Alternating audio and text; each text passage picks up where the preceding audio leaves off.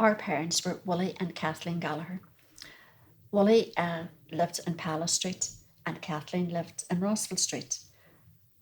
They met on the train to Buncrana and they married not long after they met each other. My father worked in the Corinthian ballroom. My mother, before she was married, worked in Bennett's store. Unlike a lot of dairy women, she wasn't in the factory. And the reason for her going into Bennett's store was she was the oldest in her family, and her parents had a newsagent shop in Rossville Street, Toners. So this was planned out that she, after she would get married, would take over the newsagent shop. They had five of us. There's three boys and two girls. So what's your memories of your childhood growing up? Memories of the childhood we had growing up in Rossville Street, they were brilliant because my mother had the shop and my dad had the Corinthian ballroom, which we used to go up to as children just to see him. And my mother had the shop, which meant we got all the sweets. And people used to come out at night and have a chat with my mother, and we used to listen to their conversations at the top of the stairs. We only had two bedrooms, and one of the bedrooms actually was allocated to my mother's father. So there were seven of us actually in one bedroom in Rossville Street.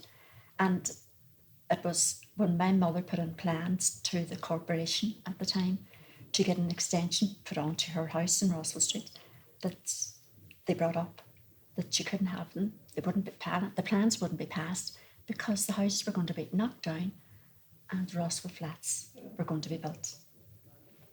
And my mother and father were against the Rossville flats. They protested against them, and so happened later years they were proved right. My mother actually lost her business over the Rossville flats because of the fact she had to have two businesses, one in Rossville Street and one in Union Square, and she could not afford to pay the rents for two. So that's basically their background and my memories of us growing up. We all had to help in the shop. We were serving the shop from we were no age. Two of our brothers actually delivered the telegraphs around there. My mother employed young boys from around there to deliver the tellies as well. So it was very much community. So the period 1968 to 72, what's your memory of the roles that they played at that time? During the Battle of the Bogside, we lived in Abbott's Walk at the time. My father came in one afternoon and said to my mother, Bernadette Devlin is really exhausted down the barricades. She's going to collapse. Can you put her up in the house? So my mother, of course. So it was all stations that my mother out the best bed linen and all the best of everything. And Bernadette Devlin was welcomed into our house and stayed, I don't know how many nights, but it was through my father that Bernadette could stay in the house. And what types of roles did they play at that stage? What's your memory of the things that they got involved in or did? Both of them then got involved because of my mother and father knowing a lot about the local community and because of their work situation. They got very involved in helping the young people. And my mother was involved in a lot of organisations, Bogside Community Association, the Relatives Action Committee, the Gallagher Political Prisoners Welfare Committee, Armagh, the National Hitch Block and Armagh Committee, and the PDF. So do you think that period around Battle of the Bogside had a big impact on their lives? Yes, around the Battle of the Bogside, it did have an impact because I said that's the first time we actually saw anything that we were, it was brought into our house when my father brought Bernadette Devlin up to stay in the house, and my mother then got heavily involved in a lot of committees, and as a result of that, actually she suffered, the hands of the establishment, both by the army she was beaten and by the guards. And she continued that role for many years? She actually continued on doing what she was doing. She actually did a lot of work with the Political Prisoners Welfare Committee, and unfortunately she had a tumour in the brain, and when she was in Altnagalvin in 1992, which is the year she died, she actually just wanted a pen and paper so she could look after the young fellas and the people could keep phoning her. Our house never emptied. Actually, I recall one Christmas when she got a phone call from the Gallagher prison to say that a prisoner's relative had died, and could her and my father come down and collect them and take them from Strabane. Even though it was Christmas Day, it was no bother to either of them. And she used to always say, even when she was lying in the hospital dying, I would do anything and she did do anything. And I have to say, she was appreciated by the fellas who were inside. And she actually did 2 tours of America. And some of the congressmen in America actually came to the Hitch Block in Long Cash, and names were there because of my mother, because of one of the tours she did in America, talking about the political prisoners. And I say she got involved with the political prisoners and that because she knew the people there. She knew their background, she knew their families, and so did my father. So what about your role, Maureen, at that time? 72.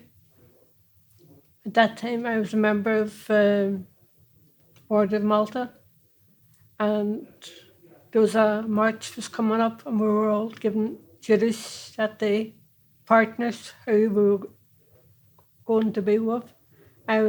My partner that day was Rosemary Doyle.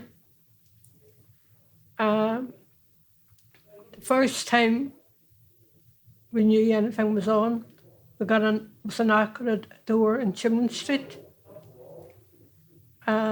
Man on there was injured, and then we were told then to go to British Shields' flat that somebody had been shot, but we didn't know who or what it was. So we made our way up, and before crossing the road, the army was just starting to come on.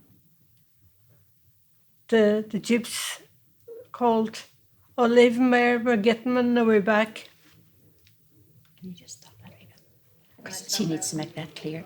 That was in Rossville Street. They were just coming in, and you and Rosemary were the first 2 that they encountered. Aye. Do you not think that? So we can ask that again, right? So from Roswell Street on.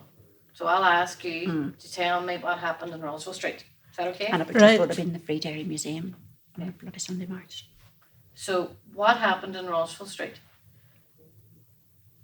Was the army was just starting to come on, and fired a rubber bullet, but missed me because we may have been taller than Rosemary, and it just went in like that, through Rosemary's front teeth, and she was injured all up here. And we were told to go to British Shields' flat. No. They told you then, Maureen, that they would come back for you. You need to say Aye. Rossville Street, doesn't she? The army told us they would come back for me and Rosemary. So we decided we were going up to British Shields' flat. We went there, and there was people injured. Real shots, real bullets. Was your man Johnson, and a young fella, really dark hair. I can't remember his name now. He's very young. So were you afraid? I was afraid in case the army would have got us and shot us. Mr. Day told us, "You're not to go out there again, because the army know what your details are all like. And the minute you put your foot outside that door, use it to targets." And did you continue working with Knights of Malta? I did for a long time, and then at that time I wasn't well, and I decided I would give Order Malta up. I discovered lately that my photograph is in the Museum of Free Dairy. I was surprised to see it because I didn't know that photograph was taken. It was me and Rosemary Doyle. We were coming up top of Western Street. So it must have been just the start of the March, could I? Rossville Street? Okay. Rosemary wasn't on that photo, Maureen. No. So why do you think, and it's important to remember these stories? I think it's very important that people aren't forgotten about, that people know there should be a record taken down. For example, I bet you nobody in Derry knows Pound of Devlin stayed in our house. Even some of our family probably don't even know, you know. And actually, Bernadette did acknowledge years later at one of the marches we were at Free Derry Corner. She acknowledged the fact about my mother giving her refuge in her house. But as my mother said, it was my father brought her to the house, you know. So I think it's because of all went on in the community as well, and all, you know. It is really important people do not forget what happened, how it all started, and how the likes of my mother and father were involved. As I said at the beginning, I think they got involved. They never said how it was, but my perception of it is because of what their work was, because my mother at the shop, she knew everybody from the area, she and was stood up for people, she knew everybody from the background. My daddy, he was the same, you know. Okay. Thank you. Oh God, I didn't do well. No, that was grand. That was grand. There's I plenty don't know where you will ramble up. Here, you're grand, the both of these. So, what's your memories of the role that your mother played around that time? There's actually one memory that really stands out in my mind was when we moved to Elmwood Road and there was a soldier shot practically outside our house and the opposite side of the roadway. And the rest of the soldiers on patrol ran and left them.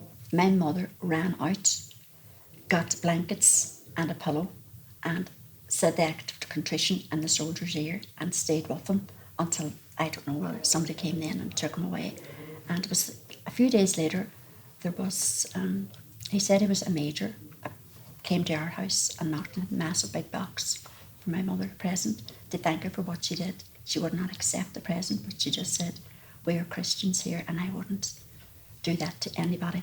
She says, we're well reared, brought up, and she says, I couldn't leave anybody dying without going out to their help. So that's the last memory I have of my mother, you know, how charitable she was, even though she had her own political views. It didn't matter to her that he was a British soldier. She didn't want him to die on his own. Now, I never found out the soldier's name, but that's a memory I have of my mother, what she did.